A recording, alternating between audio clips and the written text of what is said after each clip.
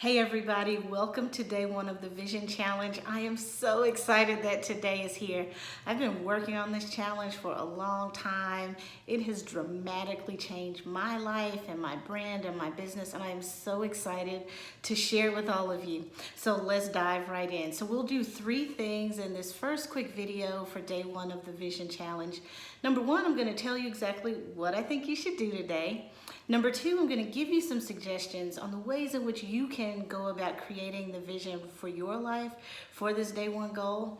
And then third, I want to give you some examples of my own vision that I've done actually most recently, and then the first vision I ever did for my life.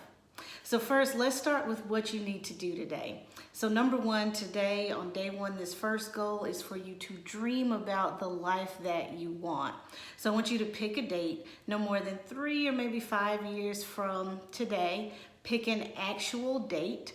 So if it's January 25th, 2022, pick that actual date and write what your life looks like on that date in time. Think about your life from every facet. So from your personal relationships, if you're a parent, what do your children's lives look like? What are you doing with them every day? Where do you live? What does your money look like? Everything you can think of about your life, I want you to dream about it. In an ideal world, what would your life actually look like? And listen, I say this a lot when I talk to people about creating visions. Let yourself dream. I don't care what your money looks like today. If you want children and you don't have any children right now, that is completely fine. I want you to pick that ideal life, that perfect life that you can envision. And understanding not everything is perfect, but there are things that are perfect for you. But I want you to dream about that ideal life and write down what it looks like. This doesn't have anything to do with business yet. This is just literally, what do you want your life to look like? So I want to give you some suggestions on how you can go about doing this in your own life, keeping in mind that everybody is a little bit different. But I want to give you four, suggestions on the things you need to think about as you take this challenge for day one of creating the life, the future life that you want. So number one, I said it already, but I'm going to say it again. Let yourself dream.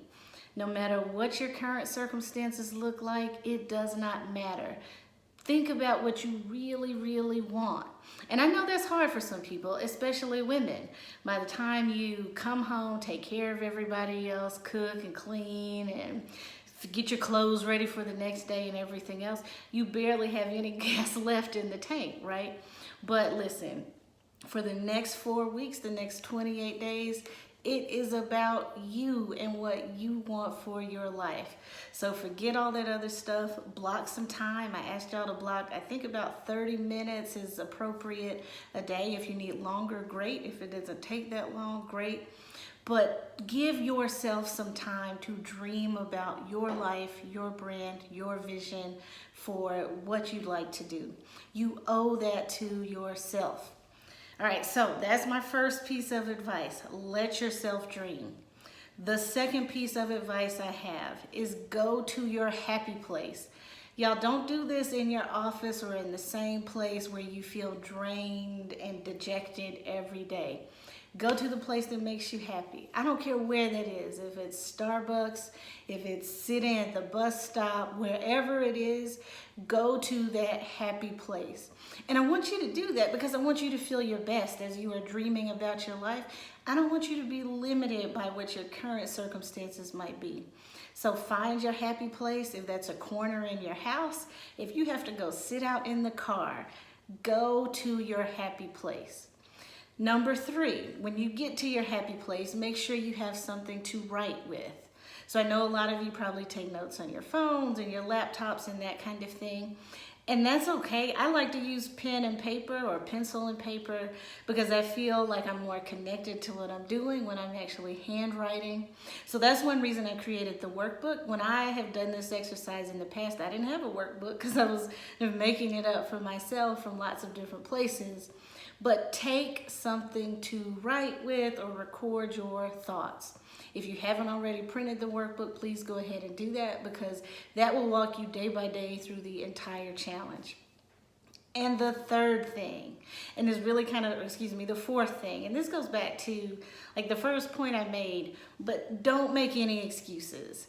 Don't skimp on this. This is for you. This is about your life and your vision. So if you ever feel that kind of that urge or that nudge to say, man, I'm too busy to do this, none of this will ever happen because I don't have this or I don't have that. Don't do that to yourself. You owe your life, your brand, your vision.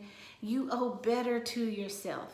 So let me recap the suggestions I had really quickly about the way in which you can do this exercise. Number one, let yourself dream. Please, please, please give yourself permission to dream.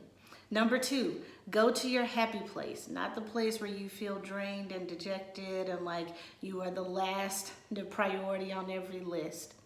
Number three, take something to write with or something to record your thoughts with. And then number four, don't make excuses. Let's just do this. If you miss a day, that's fine. Don't go to the next day because all this stuff builds on each other. When you get that 30 minutes that you can devote to your life and your dream, go ahead and work through the exercises. And so the final thing I just want to do is talk to you about my vision and the way in which I started doing all of these different exercises to figure out what in the world I wanted out of my life, my brand, and my business. So I started doing this exercise in 2012 when I was in New York at a conference, and it was something that the conference organizers were asking people to do. They gave us this homework assignment, and they told us to go back to our hotel rooms and let ourselves dream about what we wanted our lives to look like. I frankly thought it was kind of a silly exercise at the time. I didn't really believe in manifestation and the law of attraction and all that kind of stuff then. But I had committed to giving everything a try, so I went to my hotel room and I did it. And what they had suggested at the conference was picking a time frame at 5 years and picking a date 5 years from then. This was 2012. And when I tell you that vision, I went back to it so many times and I just felt so good even writing it down that I started making decisions based on the vision I had written. And before I knew it, everything except one of those things had happened. And this was stuff, y'all, that some people would think was impossible. So in 2012, for example, one of the things I wrote when I was writing out my vision was that I wanted a second child. And I wrote that at a time where I had one child already, a couple of years prior, and it was a really traumatic childbirth. It was so traumatic that my OBGYN, after everything was said and done, he even suggested to me that I think about, just not having any more children because it was that traumatic of a birth experience. My kidneys had started shutting down when I was going into labor. I actually had a CT scan when I was in active labor. When my daughter was born, she wasn't breathing. They thought that she might not even survive.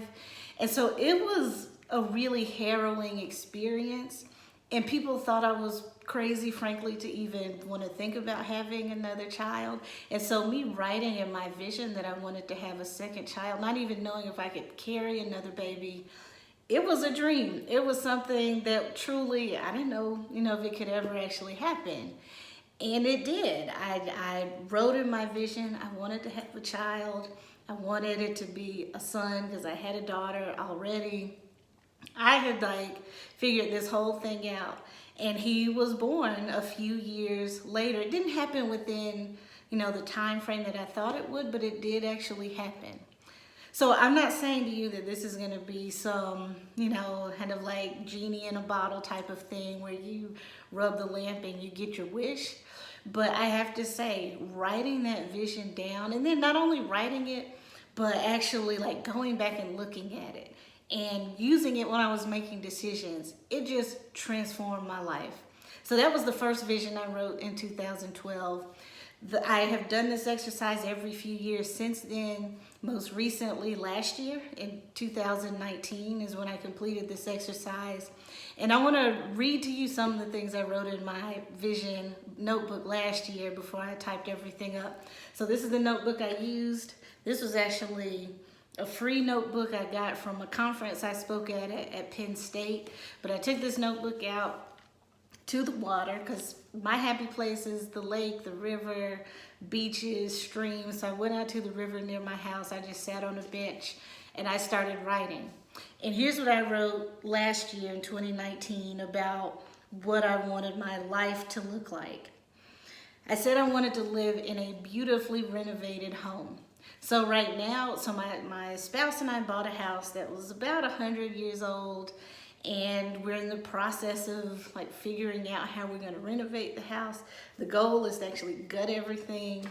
And so I wrote in my journal last year, within the next 3 years, so I picked a 3-year date, I want my house. I actually didn't even say that. I just said I live in a beautifully renovated home.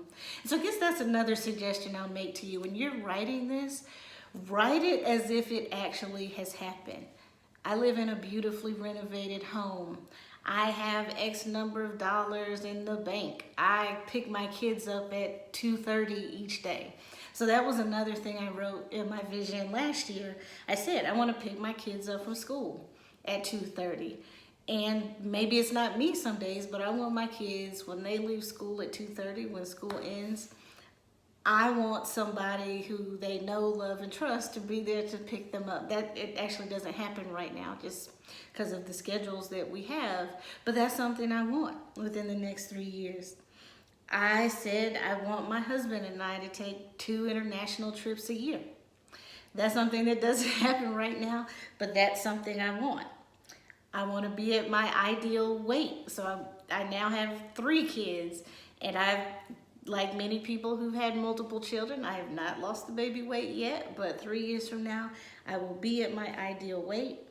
And then the final thing I mentioned, well, actually there were 2 other things. I said I wanted to spend more time with my friends.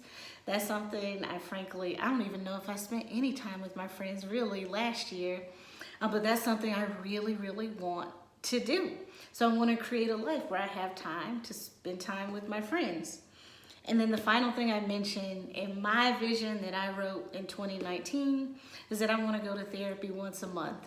So that is something I've said for years. I need to find a good therapist and go regularly to talk about kind of all the things that are happening in my life. And sometimes I go once. Actually, I didn't go at all in 2019. I might go once a year or every couple months or whatever.